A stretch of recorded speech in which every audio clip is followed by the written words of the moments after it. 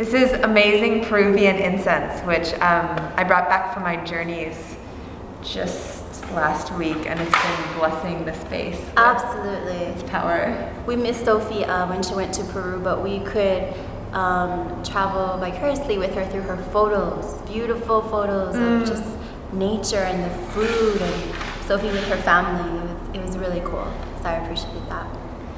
Anyway, I'm Sophie. And I'm Portia. And welcome to the Wild Vibe Show. We're going to reflect a little bit today on, and to the backdrop of incense perhaps.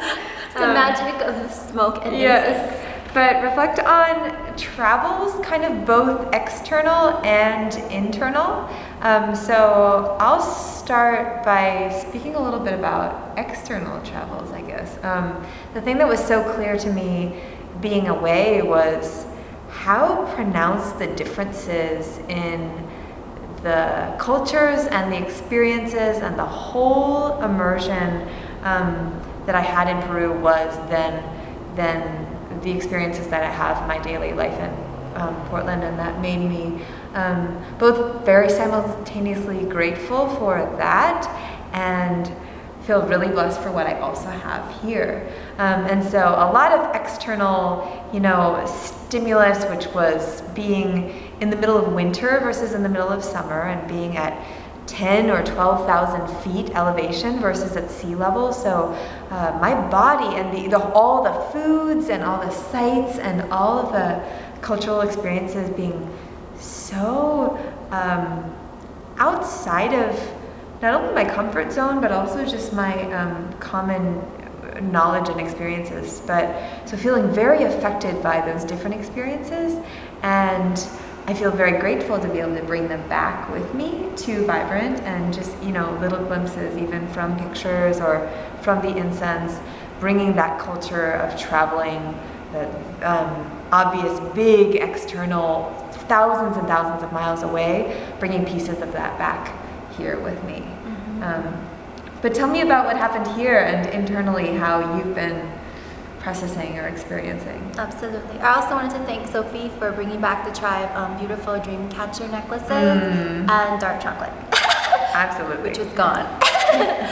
But one thing that I really, I guess, had a really amazing experience with past 3 weeks was really paying attention to my internal world.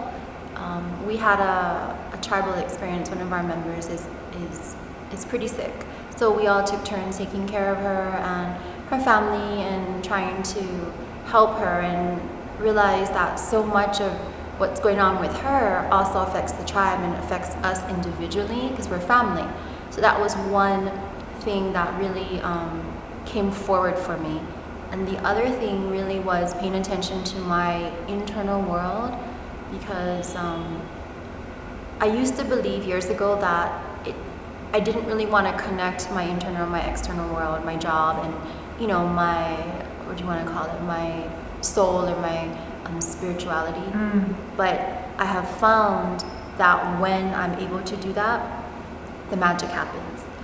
So really getting in touch with that, and our member who we dearly love, being able to see that reflected back to me, because we always see what we need to work on too. So just nourishing myself, taking care of myself, protecting my mind and my thoughts, and keeping them really positive to see the change that I can reflect into the outer world and into our lives and our jobs and the people that we're with. So that's basically what I learned. Yeah, and I love that you've been doing kind of this deeply reflective, introspective work, and I've been sort of very externally oriented and having all these big, powerful external experiences, and we're able to now come back together and kind of fuse those and bring those both, inform each other's lives, inform the whole well-being of the studio and of the tribe, and just to be able to, it's really powerful to harness the kind of vibrancy and potency of both of those things. Absolutely. I think that when we do the inner and outer work, that our world, which is actually one, because it's so connected, changes, and so I was happy that you're back, actually. Yeah, and I'm happy too. So, with that, well, hey, get vibrant, get wild, and get real. Oh, be careful. That one was great.